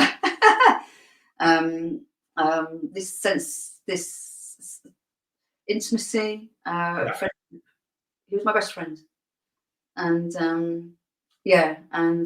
I think he found. I think he was looking for that connection, and I kind of came in, and I was a good partner. I was a good partner on more than one level. I was good for his business. I helped him with his website. I was good with people, and I think we just worked very well together. I think I always said we were meant to be together. We were meant to be together, and I think we came together at a time when I was meant to come into his life, and I will always say that. And I think he knew that too. So there was a lot of love between us, yeah. And so in that respect, that's when time does cease to matter, because basically if you were meant to be together, then eventually your paths were going to cross and you were going to be together. And so time, as I say, then kind of becomes immaterial, doesn't it? As long as if you're meant to be together, it'll happen eventually. And it did. Yes. That's what I always feel, is that there was a little bit of destiny involved. Yeah. I kind of came around and we got together. It took us a little bit of time. He was kind of connecting with me and asked me to come over, and I said, should we come over and just share a little bit of wine together or something like that. And then quite bought my 2 little bottles of wine over and found I didn't drink it. Yeah. So yes, I think we were meant to connect. There was a connection. Do you think it makes it harder or easier because of the fact now that with sadly he's left a hole in your life? Does it make it harder or easier knowing that his artwork is still out there, and you're going to keep on being reminded of his artwork just because it is ubiquitous, it's out there. Is that a good or a bad thing for you, do you think? Does that help you or hinder you? Good thing. It's a good thing. It's a good thing. I talk about his art all the time. I every single time people come over, I talk about him. He's given me this knowledge as well about art, perhaps this kind of in-depth understanding a little bit about why his art resonated with me and also with the other people out there. So I'm very grateful that he's left that behind. I'm very grateful that I can continue to talk about him. I'm very grateful that I can learn more about him since he's passed away. So I read more about him, about his background, about his history, and just kind of finding out a bit more about seeing paintings that I never even knew that he did. Wow. This amazing amount of work that he did, and these book covers that he did. So he did an amazing amount of work. Incredible artist. And so, yes, I'm very grateful for the fact that he's left all that behind, and I can continue to talk about it until the cows come home. And quite right too, because it is an amazing body of work by anybody's standards, and yet us as Doctor Who fans, the importance is enormous. But it's not just Doctor Who fans. He, as we've said, he had a huge body of work covering a lot of different styles and genres, and so he's got a lot of different fans out there from a lot of different sources. Not by no means is it just Doctor Who fans. White Snake fans love that album cover, don't they? Cover. Yeah. Which unfortunately, he then got interviewed by this woman, and he never really went back in to do any further book covers because he got accused of being effeminate. It's just so wrong and so entitled, but there you go. Fantastic, yeah. So and he wasn't overtly precious, as you say, he wasn't overtly precious about his artwork. If he saw people with occasional T-shirts out there with his artwork on there, obviously he's going to happen. He used to remind them a little bit of the copyright, but understanding a little bit around. It wasn't mass production or anything like that. So obviously, I'm not giving people these cues to go off and print his artwork. I'm not doing that. But he understood a little bit about the world. He wasn't overtly precious. Do you have some sort of control over his legacy and the use of his the Doctor Who artwork in particular is constantly being recycled? Only a couple of weeks ago, we were looking at, there's a new CD coming out that he's using the artwork that he did for the Amazing World of Doctor Who book, and that's being recycled. Are you contacted about this at all? Do you have any say at all over the legacy? Well, when he first passed away, obviously I dealt with a lot of with all the paperwork actually around the estate, and a lot of his taxes and other things like that had to be paid up and everything like that. So I contacted BBC because there were outstanding payments, obviously owed and things like that. So I dealt with that, and then worked at so that was part of that was all the audio stuff that has actually come out. Since and I'm working on Clack as well with his daughters, just to do a re-edit with a few extra testimonials from his family, his daughters and myself. Wow. That are going to be in the new edition of Clack. It's going to be reissued as a softback in April, we hope. Wow, brilliant. Sean Stover, I sent over my testimonial today, so let's see how that goes. And so it's going to be released as a softback. You'll see me advertising it. I'll be advertising that. But his daughters own copyrights, so they own all the reprinting of everything, and they are starting to. I think they're starting to work out. I think Doctor Who stuff will be coming out, but they're still trying to get their heads around trying to get his artwork out there in a way that is that they can understand, because he's got such prolific amount of work. Yeah, commercial artists, they never really got to see him at work. Because he was a commercial artist, he never spoke to them about it in the same way that he never really spoke to me about it. I was just involved because I was, and of course I did his website, so I knew about So I think there's trying to find their feet. I think is the word right now. But business will come up when it will start to work, and you'll start to see some of the Doctor Who stuff come around. I've still got some of his, some of the sign stuff that he did. There's not a lot of stuff, sign stuff that he did around the Cardiff edition. The experience things where he just signed a few prints. Yeah. Oh yeah. I've still got those because they're part of the old stock that we used to have. So his family will be taking on the legacy going forward. Because it certainly is quite a legacy, and certainly, I remember coming across all of the prints for sale at the Cartoon Museum when there was that exhibition there in 2016, and a lot of his artwork was put up for display then. And I know that there's some great photos around there. I mean, Dan, you put one up a moment ago with Peter Capaldi, which is just a beautiful photo. And there's another one where I know he met. He was. That's just a lovely photo. You can see the love from Peter Capaldi down to Chris on that, because of course Peter Capaldi is a massive Doctor Who fan, isn't he? Yes, and he went to art college, didn't he? Yeah. So one of his musician artist. Yeah, so one of his first little things, I think one of his first artistic creations, Doctor Who, was a Dalek on so yes, so it's lovely, isn't it? All these people. Yes. And yeah, I mean, that one's great because there's Terence Dicks on the left, there's Andrew Skillett and the other artist, Jeff Cummins, and there, so that's the three classic target Doctor Who artists all in one room, all in one photo together, along with Terence Dicks, the greatest writer of Doctor Who books. I mean, it's just got to be one of the best photos. Can you remember much about that Cartoon Museum exhibition? And did Chris kind of enjoy? Was he surprised by the response? He loved it. He loved it. He loved being around his peers. I think obviously because Jeff Cummins always calls him the governor. There's always this lovely little thing when I was working, when we did the London Film and Comic Con, which Jeff always recites in the Doctor Who interview, and I saw it happen, where he got on his hand up on his knees beside Chris, and Chris just looked down at him and just went, "What are you doing?" I'm just kind of basking in your shadow, going out. Get up. Get up.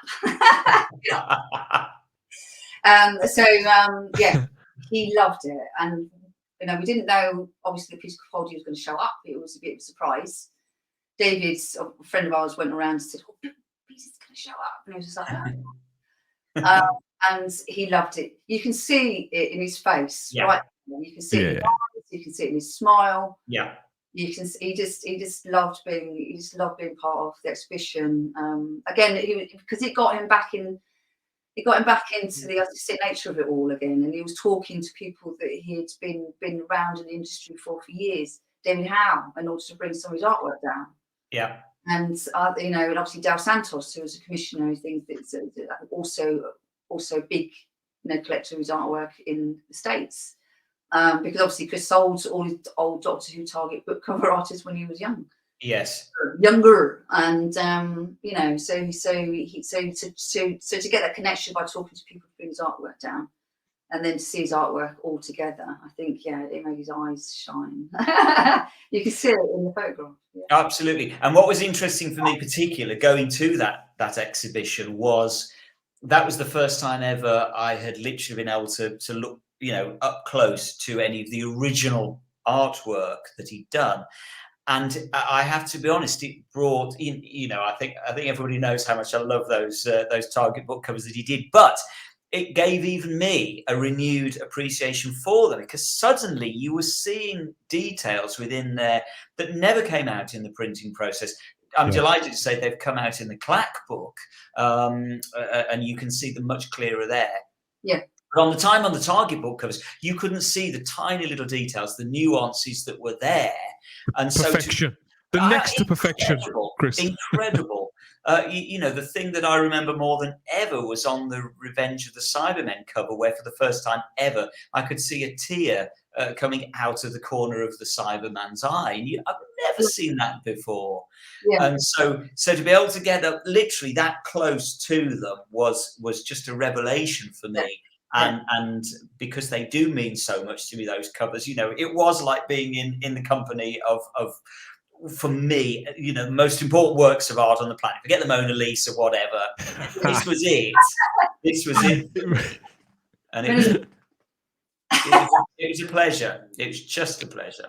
Yeah. So, I'll forever remember that.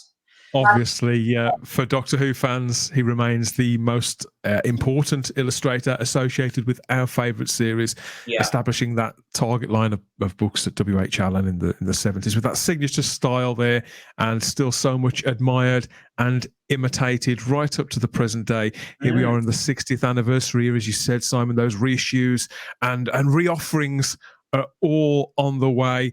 It's constantly surprising me, so I can only imagine how you must feel about that, Tasha. Yeah, I mean, obviously his artwork is going to be part of the Doctor Who world for a long time to come. I'm going down to the capital again so that connection between me and the world exists still. And so that kind of, obviously doing events will then become important too as time flows on. It takes time after people, particularly when you've got in state all this kind of this legacy, and his daughters are very busy right now. They've all got the jobs of their own to do, and other lives of their own to get along with. So it takes time to understand a little bit about the world of his art, particularly if you haven't been involved in it before. So a little bit of patience, I think. Does it feel odd for you almost to sort of that all these years you literally have had to kind of share Chris, as it were, with the fans who love his stuff? Perfect, lovely. Which is why I came up with the idea of testimonials in the back of the plaque. It was my idea. So that because I did so many conventions, so many events and festivals with him, and that's all I heard his lovely stories, and people used to come to me and just talk to me about how important his art was to them, his book covers were to them, and gave them this sense of escape, and also these stories about going through some difficult times in their childhood and about how they lock themselves away and look at their book covers. And I used to hear this such a lot that I just turned around to. I can't remember where we were, but I turned around to him at one point and I said, Chris, I always hear these, or babe, I always hear these stories where we get people coming over and they keep on talking about how much importance your book covers were and how they used to lay them out. There's any, visual kind of reference they had at the time, and how important it was to them and what escape you gave to them and what love they had for it. And I said, I think we need to get some testimonials from people. So I started to do it, and I started to say to people, do you mind if your name, obviously around, consented data and all that kind of stuff, and I got them to send in some emails. We then spoke to Sean around Candy Jar. He brought up the idea that I thought about the idea, and then Sean just took it and ran with it. And of course, testimonials went into Clack, and that's the bridge that I felt was really important for his artwork and the fans out there, and that kind of provided that lovely link to. And the way you just described it, yes, that absolutely is my case. For example, I can remember as a kid, I was a loner, I was an outsider. Doctor Who was my world, but at the time, the window onto that world was Chris's covers, because of course once you'd watched the television program, it was been and gone. But Chris's covers, I could literally sit and pore over them to my heart's content, and I did. And you're right, we all laid them all out and just kept looking at them. It was an obsession. It's like looking through them all through a different, same but a different lens almost. It was obviously the way that Chris had related to it in a very sort of as a storyteller. You said it right at the top of the show. He was a storyteller, and it was like being retold them in a slightly different way, in a remixed way, through a very particular pair of eyes.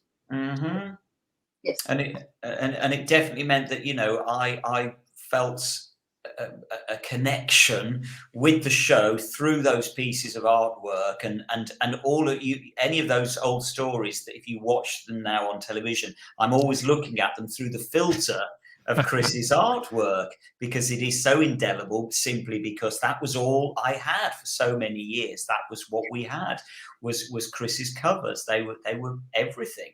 And so they're just very, very important as to a certain generation of us that just grew up with them and loved them. Of course, those stories get told to their children, and or their nieces or whatever, and everything kind of continues. And then, which is lovely to see these young children come up with their usually dads, actually. Yeah. Who were and then this lovely kind of resonation between Chris and then them being dressed up in the Doctor Who world. They were about 6 years old or something, and then their little love of more referrals and testimonials and stories. So getting passed along. Used to get people coming up to me and kind of evaluating, almost diagnosing the books. And I used to stand with them and have these lovely conversations with them for like 20 minutes and just go, you need to write something down about this. Your knowledge is just incredible. And it's just like, wow. It's just absolutely blew me away. Just the amount of so witnessing all these testimonials and people speaking very personally with the other people in their lives, with their children or even their parents. I don't know. It's a cross-generational thing. You hear all that and you can sort of soak it in and enjoy that. But I understand that you've also paid a very particular kind of tribute to Chris yourself. Haven't you? You've sent us some pictures of this too. So I wonder if you could explain what event this is, where are we, and what does this represent? Okay, well, what actually happened was because obviously I'd had a personal bereavement. This is a wicker set, and it's one of the only ones in the UK. So it's actually created by one of the members of Fantasy Forest. It's a lovely festival. It's run up in Gloucester. And what the wicker wolf, there was a wolf that year, and it's there to allow people to put tributes, memories, people put ashes of their loved ones in there, any hopes or dreams towards the future, any outcomes for any things, any love that they want to bring out into the universe as a message to send out. And so it's very spiritual thing. Yes, it is. And so those little blue tags on there are where people have gone up and they've written a message. They didn't know I was going to put Chrissy's ashes in there. They just asked me to be a torchbearer, and so they invited me to the event because I'm friends with them, and it's a lovely festival. And I'm friends with them, so I got a phone call and I was invited to be a torchbearer. And on the phone call, when I accepted, I said, "Oh, I'm actually intending to put some of his ashes into the flames, into the wicker wolf." And they said, "Oh, okay." So obviously, they didn't know about it. And when I did it, what happened was I just went around and I got friends. I got loads of friends who go to the festival, and I just spoke to them really, because it's the first time they'd really connected with me, and they asked me a few stories around him and stuff, and I told them. And so this photograph, he didn't even know it was me. It was Chris Down. He's also a fancy artist in his own right, influenced by Chris's work. And this is what I find is that a lot of the artists down here are. And so he didn't know it was me until after the event. He just took this picture and followed me around the flames for a little bit. And then found out afterwards that actually I put it was me. And I put some of the ashes into the wicker wolf as my own personal tribute to our lives together and the worlds and the type of people and the worlds that we connected with.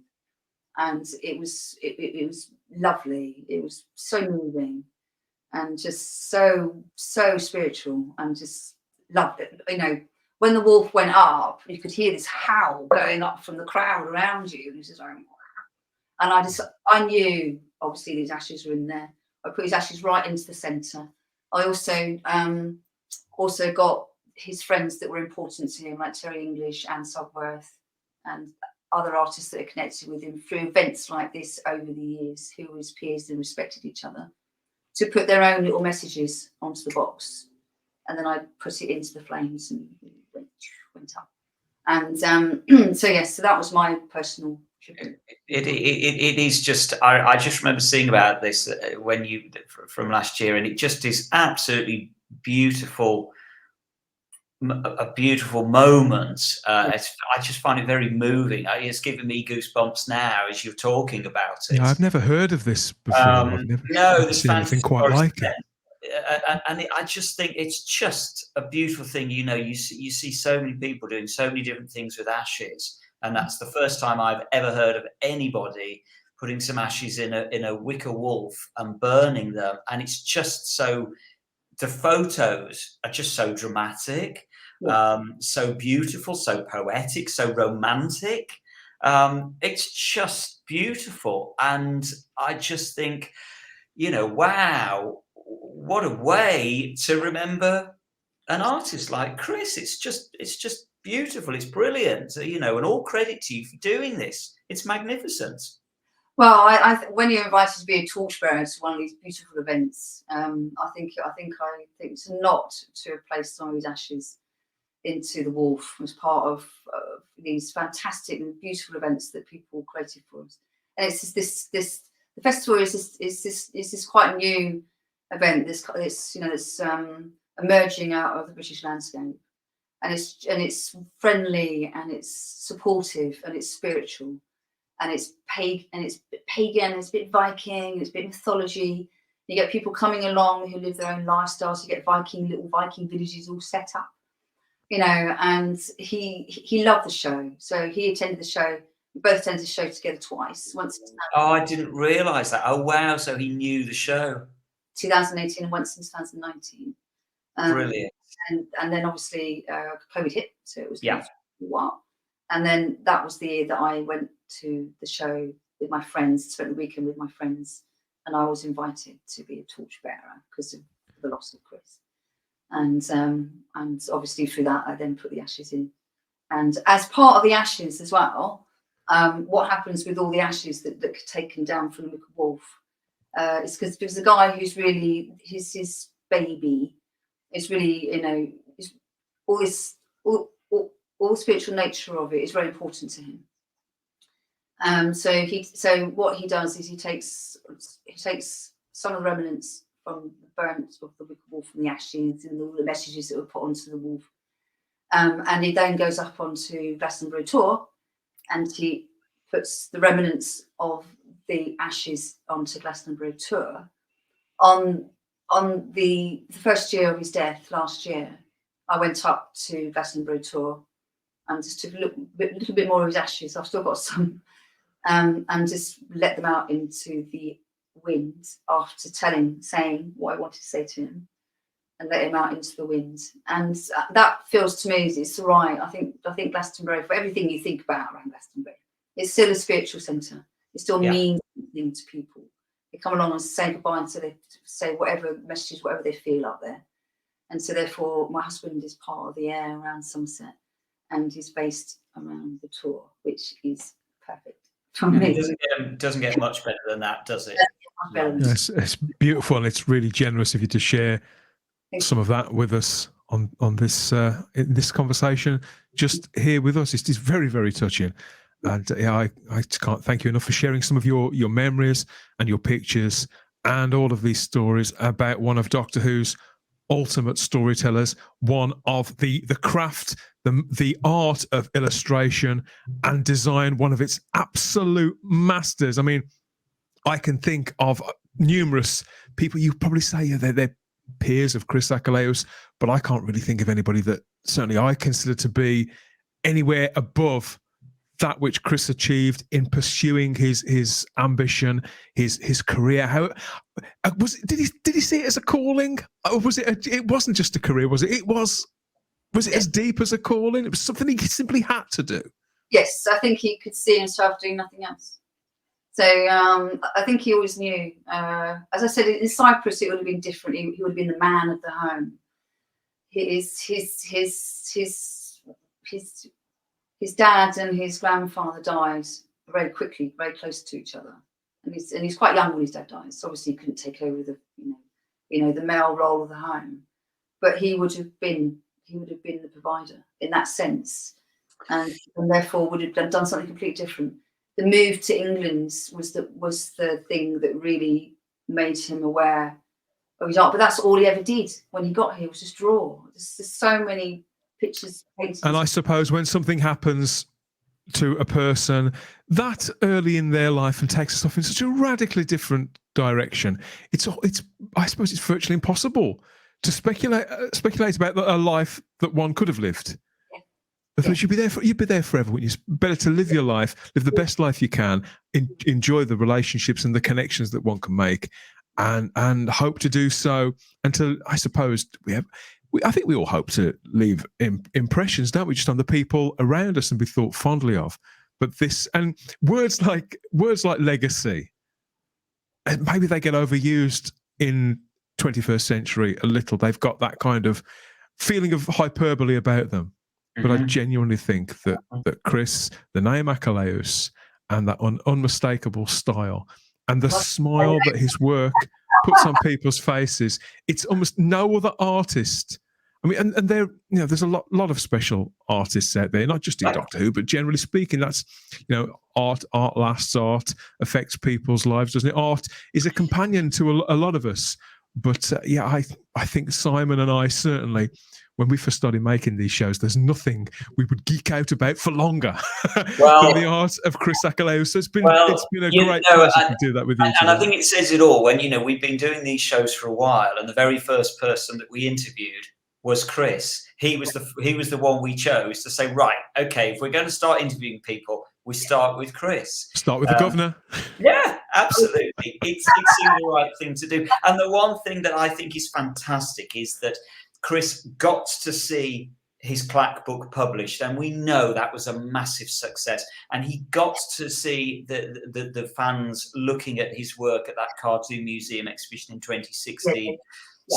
So I feel, I don't know whether you would agree, Tasha, but I feel that ultimately he absolutely did get it. I think there was a time when he didn't get it, but I think he did ultimately get how loved his stuff was and how important it was to people. Do you think that's fair? Yes, yes. But as I said, it never went to his head, which is lovely. So he kind of went and he spoke about his art to artists, has connection between always. I got lots and lots of photographs where parents or youngsters used to come up to him, and because they're going to art school, and he used to give them little bits of advice. And so that kind of, and just talk over things. He used to love talking about art, and and that kind of connection with other people who felt the same passion. And on just on a purely selfish level, Dan and I were just so thrilled to be able to literally just communicate with him in the way that we are communicating with you now, because he's right up there as a hero. And so that was just brilliant to be able to connect on that level. I'll never forget it. It was good. It was good stuff. And chatting to you today has been just last as well, that you got to talk to him and got to do an interview with him, because we never really knew that this was going to come around the corner. No, and I mean, we were talking about doing a second interview with him again. I remember just talking to him about he was up for doing a second interview, and he was going to do it on video, and so we were just thrilled by that. Plans in place. He was going to try and use. I think the last Turtle Comic Con we did together, he's met up with again. You see those the same faces around all these conventions. He's wandered around. Hi, hello. And so this, and then approached this guy again who used to do fancy figures, very good figures, and was in the process of trying to get some more of his artwork done in 3D representation. And wow. So he had, so he had some ideas in place. He knew what he wanted to to do a little bit more, some more working around other people around, about putting his work into other representations. I think he wanted to get a bit more of it done in 3D. He used to work, obviously, a lot of stuff that came out, the only stuff that came out, which was 3D, was through Iconia, which was his friends Neil Mather, who was the instigator of that, who brought everything together and just helped him to print and create these beautiful statues. Which obviously Paws and Claws is one of them, and Pegasus is another. Yeah. So, no, sorry, the Sentinel is another. So, and I think he wanted to get a little bit more of that done, and that he was talking to people. I think that would have happened too. So he certainly wasn't seeing himself as coming out as well. That's for sure. So yeah, always that, always. And I started to know the artist that he was peaked by. And so I used to wander around the convention and then stop at this desk because there used to be something a bit extra about it. And then I used to look at him and go, I think my husband, he's over there, by the way. Over there, by the corner. Would really like your artwork. And then I used to go behind the back of the desk and go, go on then, go have a cup of tea, go and wander or something. So isn't it funny? Isn't it funny in the way Chris was just as sort of fanatical, as it were, in the same way that we were. He had the people that he admired. Absolutely. Just as we admired Chris. Yeah. And so I used to kind of stay behind the desk, didn't mention to him about the fact that I just had this big conversation on his art. I thought, oh my God, the art's amazing. And then look up after I've been doing what I had to do, and then look up. And there he is at the desk having his communication. This I thought, yeah, I've told you. I knew it. I just kind of, you can kind of tell there's something actually extra special, and it pulled him. It got him. So Brilliant. Some of the artists that I put up on my page, there's that extra special quality that really shines, and Chris's work shined. There was something about it that just had this I don't know, this life about it that some don't have. Yeah, I think it's fair to say it shines. I think that's the perfect end description of it. It shines. It shines.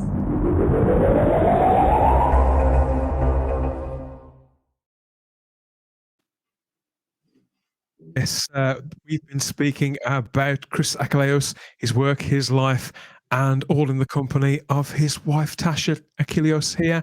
And you mentioned earlier on, Tasha, that Clack, the candy jar title, that's coming out again. When can people expect to get that? Where should they keep an eye out for news about this new edition with these new testimonials? Hopefully Sean, I spoke to Sean about 3 weeks ago, publisher. We're intending to get it out for April, so let's see how that goes. There's going to be a few changes, a few additions added, and obviously some extra testimonials just from his daughters. I think one of his grandchildren is going to put one in there as well, and myself. And it's going to be that's going to be re-released in April. That's the plan. Sean, we'll have to speak to Sean. We need to get him on as well. And you mentioned the capital event through the Doctor Appreciation Society. Is your calendar filling up now with various things you've got to do and places you've got to be? I do. Well, because I work as well, because I'm a functional medicine practitioner, and so I see clients, and I'm still. His studio is literally just through that door. And I've only really just started to go through the business stuff and kind of clear everything down. It's taken time. And so kind of clearing my headspace, I think, is where I'm at. So Tony asked me probably about 2 months ago now to come down. And I said, yes, straight away, because I love it. And I was going to kind of hang around and just make myself hang around and just try and, just kind of spend some time with the artists. And you hung around last year, and it was lovely to see you there. And people appreciate you. You meet all sorts of disreputable characters, don't you? No, I met Simon through that loads. And I've spoken to Jeff Cummins, and he's coming down. To see Jeff, I saw him at the Terence Dicks tribute, which is lovely last year. He's a character, isn't he? He is a character. Yeah, and Colin Howard and his wife, Michelle. Yeah.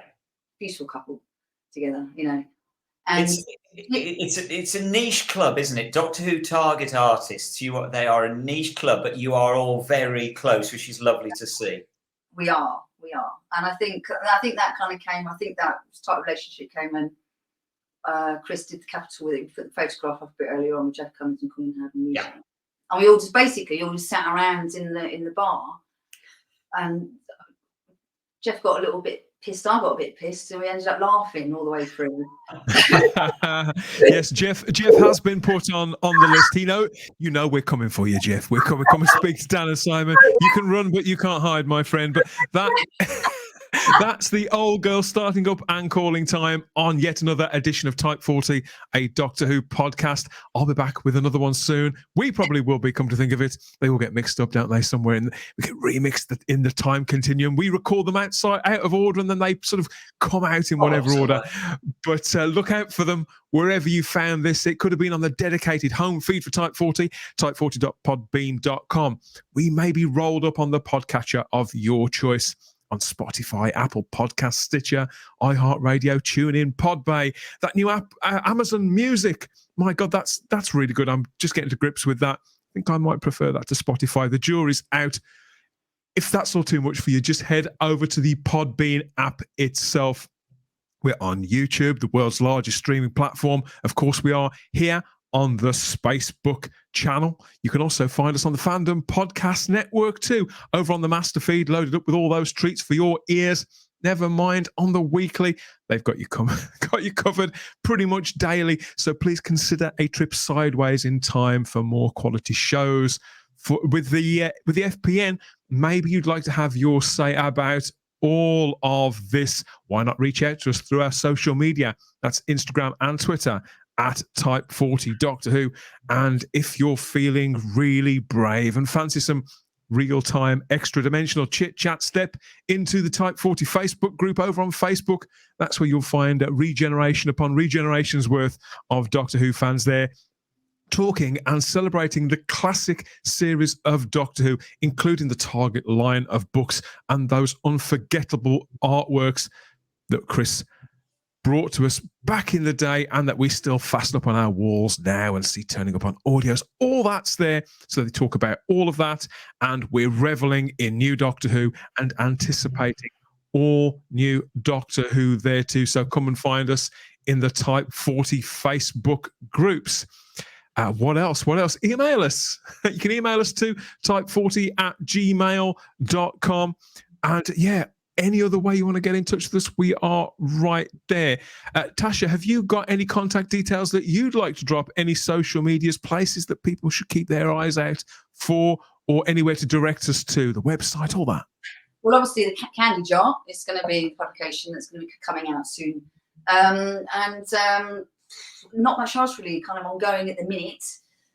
So it's kind of Clack really is the big thing. That's your focus at the moment is Clack from Candy Jar. Yeah. So the rest of it is still in, it still hasn't quite been works in progress. Yeah, works in progress.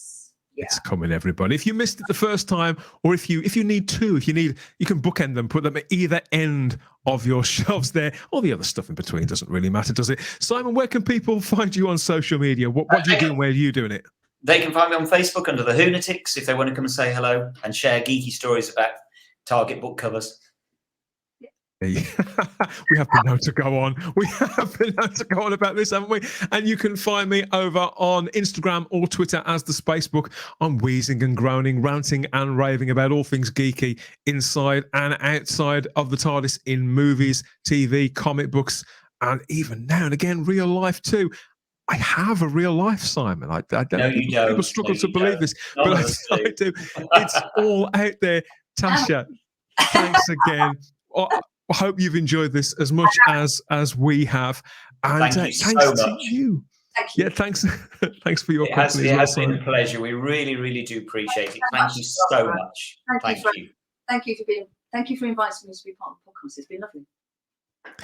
And thanks to you for listening. Thanks for watching. We always have the time if you have the space here at Type 40. But that's it for this time. We'll speak to you all again soon. Take care. Bye-bye.